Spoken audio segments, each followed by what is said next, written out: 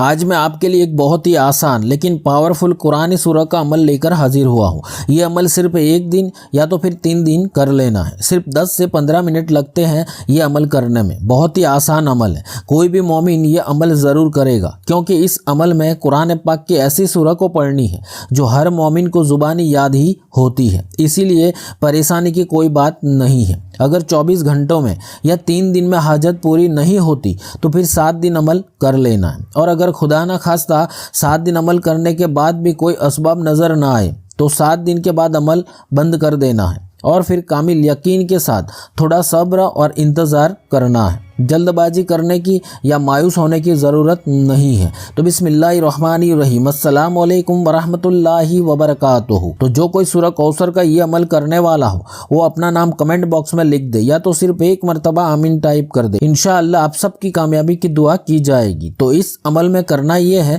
کہ سب سے پہلے کسی بھی نماز کے بعد دن میں یا رات میں اپنی حاجت کی نیت سے 11 مرتبہ نماز والا درود ابراہیمی یا کوئی سا بھی درود پاک پڑھ لے جو آپ کو زبانی یاد ہو۔ اس کے بعد قرآن پاک کی سب سے چھوٹی سی سورہ کوثر کو 133 مرتبہ پڑھنی ہے۔ اب آپ چاہے تو شروع میں صرف ایک مرتبہ بسم اللہ شریف پڑھ کر 133 مرتبہ سورہ کوثر کو پڑھ لے، یا تو بہتر ہے کہ ہر بار بسم اللہ شریف کے ساتھ ہی سورہ کوثر کو پڑھ لی جائے، اور سورہ کوثر کو پڑھتے وقت دل لگا کر یکسوئی کے ساتھ اللہ سے جیسے آپ بات کر رہے ہیں ایسے عمل کرنا ہے۔ ایسا نہ ہو کہ سورہ کوثر کو صرف زبان سے پڑھ رہے ہیں لیکن آپ کا ذہن کہیں اور ہے، ایسا نہ ہو۔ پوری توجہ کے ساتھ سورہ کوثر کو پڑھنی ہے، اور اس کی جو تعداد بتائی گئی ہے 133 مرتبہ، تو اسی تعداد میں پڑھنی ہے، نہ ہی 132 اور نہ ہی 134 مرتبہ پڑھنی ہے۔ اگر غلطی سے زیادہ یا کم پڑھ لی جائے تو بھی کوئی حرج نہیں ہے، لیکن پوری کوشش کرے کہ 133 مرتبہ ہی پڑھ لی جائے، اور پھر آخر میں بھی 11 مرتبہ کوئی سا بھی درود پاک یا تو درود ابراہیمی پڑھ کر اس عمل کا ثواب